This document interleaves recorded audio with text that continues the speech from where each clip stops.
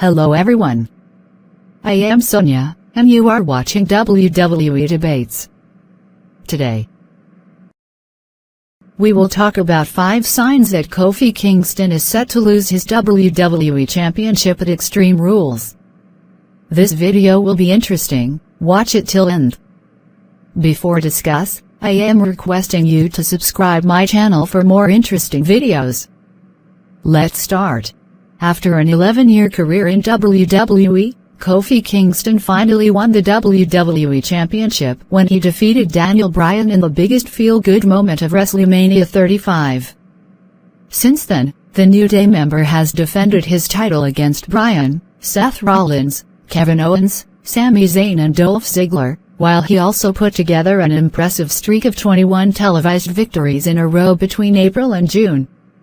Unfortunately for Kingston, that winning run came to an end on the July 1st episode of Raw when he lost a 6-man tag team match after passing out to a coquina clutch from Samoa Joe, the man who will challenge for the WWE Championship at Extreme Rules on July 14th. Before the recent rivalry with Joe began, it looked as though the WWE Champion could go on to have a lengthy reign with his title. However, there have been multiple hints over the last couple of weeks that his days with WWE's top prize could be numbered. In this video, let's take a look at 5 of the biggest signs that the WWE Championship is set to change hands. Number 5.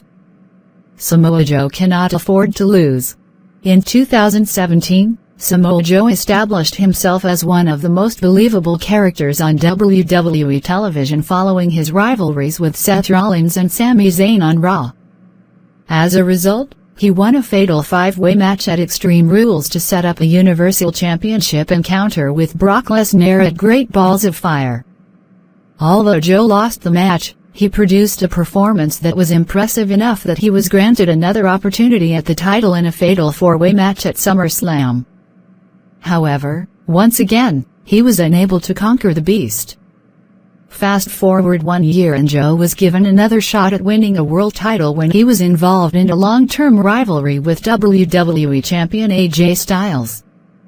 It looked at various stages as though the Samoan submission machine would win the title, but Styles ended up retaining in 4 consecutive one-on-one PPV matches.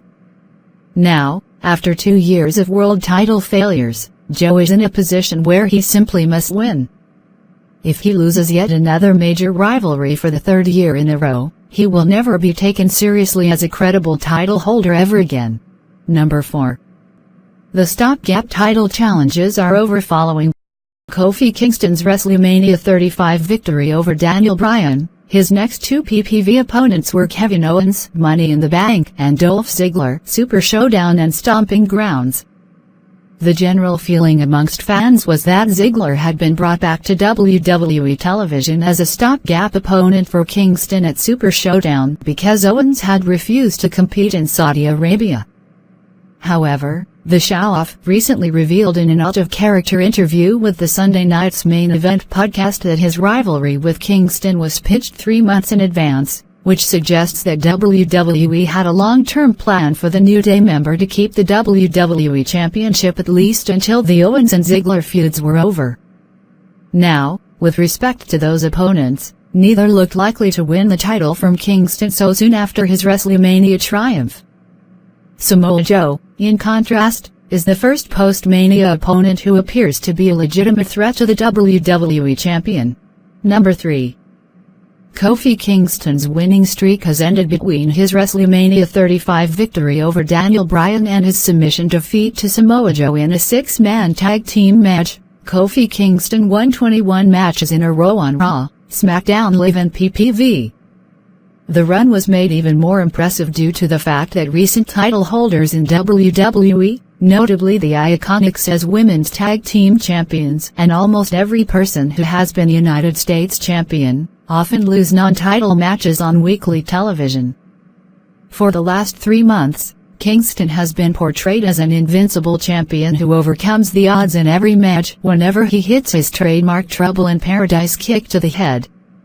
In recent weeks, however, his invincible run was damaged when he took a fall against Dolph Ziggler in a 2 out of 3 falls match on SmackDown Live, and then it finally came to an end when he passed out to the coquina clutch on Raw. Number 2. Why else has Samoa Joe moved over from Raw? Many WWE fans have complained recently about Alexa Bliss, a Raw superstar, being allowed to challenge Bayley for the SmackDown Women's Championship. Due to the wild card rule, which enables a select few superstars to appear on an opposing brand on a week-to-week basis, Bliss is technically not breaking any rules by showing up on the blue brand, and nor is Raw's Samoa Joe when he moves across to SmackDown Live to continue his rivalry with Kofi Kingston. The difference between the two storylines is that Bliss vs. Bayley feels less about the SmackDown Women's Championship and more about Bliss' ongoing friendship with Nikki Cross, while Joe's only focus is to win a title that is owned by a different brand. Given that there are plenty of worthy superstars on SmackDown Live who could have been next in line for a shot at Kingston's WWE Championship, Randy Orton, Shinsuke Nakamura etc., WWE's surprising use of Joe in this storyline must mean that there is a long-term plan for him. Number 1. Brock Lesnar can cash in on either world champion. Brock Lesnar produced one of the biggest WWE surprises of the year so far when he entered the men's Money in the Bank ladder match at the last minute and unhooked the briefcase to emerge as the unlikely 2019 winner. In previous years, the holder of the Money in the Bank briefcase has only been allowed to cash in their contract on the world champion who is assigned to their brand. Going by those rules, as Lesnar is a Raw superstar, he should only be allowed to cash in on Universal Champion Seth Rollins, but the Beast has decided to take the unique approach of teasing cash-ins on both Rollins and WWE Champion Kofi Kingston in recent weeks. Given that this is something that has not been permitted in the past, the rule change seems to suggest that Raw's Lesnar will cash in on whoever is holding SmackDown Live's top title, which happens to be Kingston right now. Please feel free to let me know your thoughts and opinions in the comments below. Thanks for watching. Take care.